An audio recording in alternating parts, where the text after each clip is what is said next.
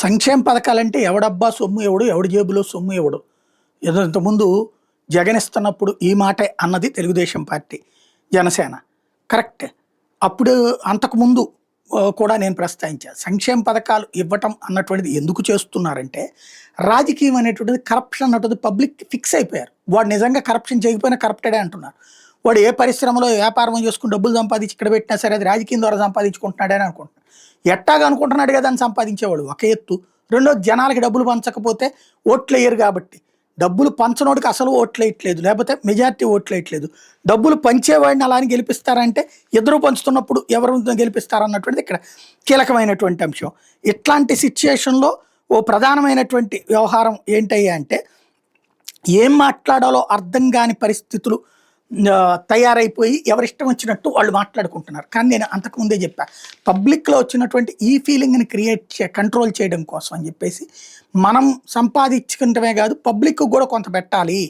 అది ఇదివరకటి రోజుల్లో డబ్బులు ఇచ్చి ఓట్లు కొనుక్కోవడం కంటే ప్రభుత్వపు డబ్బులతోనే ఓట్లు కొనుక్కునేటటువంటి కార్యక్రమే సంక్షేమ పథకం. ఇది నేను ఎప్పుడో చెప్పాను, ఇందులో మొహమాటం ఏం లేదు. అది జగన్ చేసినా చంద్రబాబు చేసినా ఎవరైనా సరే ప్రభుత్వపు సొమ్ముతోనే ఓట్లు కొనేది. పసుపు కుంకుమ ఎందుకు పెట్టారు? ప్రభుత్వ సొమ్ముతోనే. రైతులకు రుణమాఫీ అని ఎందుకు పెట్టారు? ప్రభుత్వ సొమ్ముతో ఓట్లు కొనుక్కోవడమే. అది ఒక స్ట్రాటజీ బిగిన్ చేశారు. పోనీ అలాగనే ఆగుతున్నారంటే పబ్లిక్ అవన్నీ తీసుకున్నా మళ్ళీ ఇవ్వకపోతే ఓట్లు వేయట్లేదు, ఇచ్చినా ఓట్లు వేయట్లేదు అన్నది జగన్ సాక్ష్యం అయ్యారు.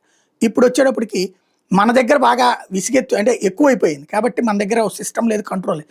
కాకపోతే నార్త్ ఇండియాలో కూడా ఈ ఫీలింగ్లే పెరిగినాయి. అక్కడ ఇప్పుడు డబ్బులు పంచే కార్యక్రమాలు ప్రారంభమైనాయి.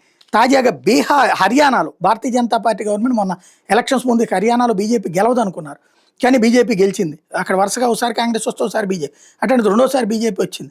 కారణం ఏంటంటే ప్రతి మహిళకి కూడా నెలకు 2100 రూపాయలు డబ్బులు ఇస్తామని చెప్పారు తాము గెలిస్తే. అది చెయ్యర్లే అనుకున్నారు, ఎందుకంటే ఆంధ్రప్రదేశ్లో ప్రతి మహిళకి 1500 ఇస్తానని చెప్పి. చివరికి ఇప్పుడు సూపర్ 6 అయిపోయింది, అంతా సక్సెస్ అయిపోయింది. ఆ మహిళలందరినీ పేదరికం నుంచి కోటీశ్వరులను చేసేస్తాం, P4 అన్నారు. ఇప్పుడు ఆ P4 ఎక్కడుందో కూడా తెలియట్లేదు. ఇక్కడ స్టేట్మెంట్తో సరిపోతుంది. అచ్చెన్నాయుడు చెప్పినట్టు రాష్ట్రం అమ్మేసుకోవాలని చెప్పారు, కానీ అక్కడ అమ్మేసుకోవాలని చెప్పట్లేదు, డబ్బులు ఇస్తున్నారు.